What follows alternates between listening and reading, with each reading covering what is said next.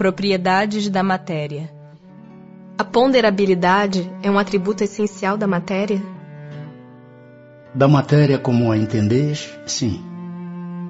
Não, porém, da matéria considerada como fluido universal.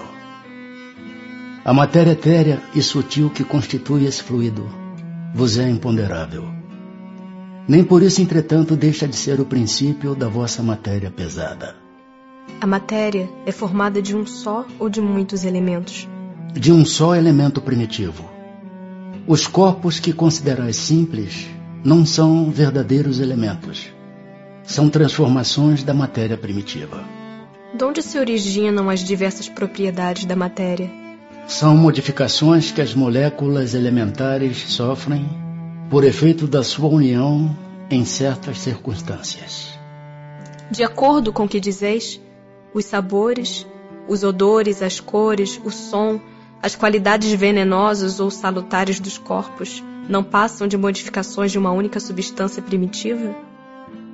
Sem dúvida. E que só existem devido à disposição dos órgãos destinados a percebê-las.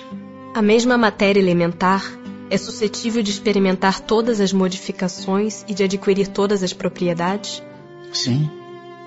E é isso o que se deve entender quando dizemos que tudo está em tudo. Não parece que esta teoria dá razão aos que não admitem na matéria senão duas propriedades essenciais, a força e o movimento, entendendo que todas as demais propriedades não passam de efeitos secundários que variam conforme a intensidade da força e a direção do movimento? É acertada essa opinião. Falta somente acrescentar. E conforme a disposição das moléculas, como o mostra, por exemplo, um corpo opaco que pode tornar-se transparente e vice-versa. As moléculas têm forma determinada? Certamente. As moléculas têm uma forma, porém não sois capazes de apreciá-la. Essa forma é constante ou variável? Constante a das moléculas elementares primitivas, variável a das moléculas secundárias, que mais não são do que aglomerações das primeiras. Porque o que chamais molécula, longe ainda está da molécula elementar. Espaço universal. O espaço universal é infinito ou limitado? Infinito. Supõe-no limitado. Que haverá para lá de seus limites? Isto te confunde a razão, bem eu sei. No entanto, a razão te diz que não pode ser de outro modo. O mesmo se dá com o infinito em todas as coisas. Não é na pequenina esfera em que vos achais que podereis compreendê-lo. O vácuo absoluto existe em alguma parte no espaço universal? Não há o vácuo. O que te parece vazio está ocupado por matéria que te escapa aos sentidos e aos instrumentos. Capítulo 3. Da criação.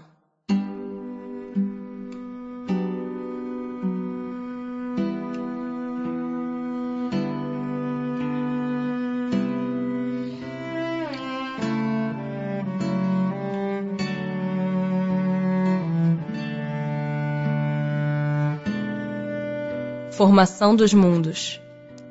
O universo abrange a infinidade dos mundos que vemos e dos que não vemos. Todos os seres animados e inanimados. Todos os astros que se movem no espaço, assim como os fluidos que o enchem. O universo foi criado ou existe de toda a eternidade como Deus? É fora de dúvida que ele não pode ter se feito a si mesmo. Se existisse como Deus de toda a eternidade, não seria obra de Deus. Como criou Deus o universo? Para me servir de uma expressão corrente, direi: pela sua vontade.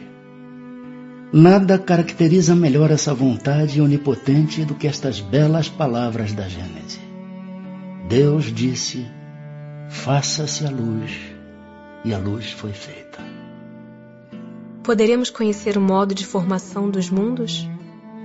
Tudo a que esse respeito se pode dizer e podeis compreender é que os mundos se formam pela condensação da matéria disseminada no espaço.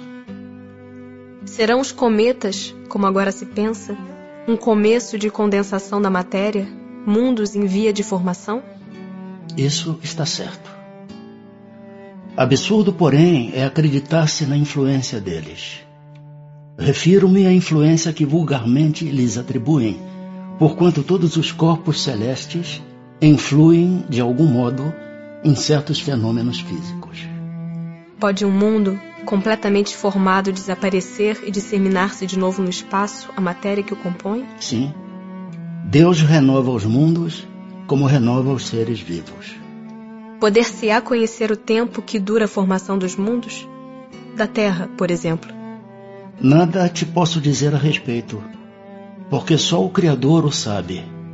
E bem louco será quem pretenda sabê-lo ou conhecer que número de séculos dura essa formação.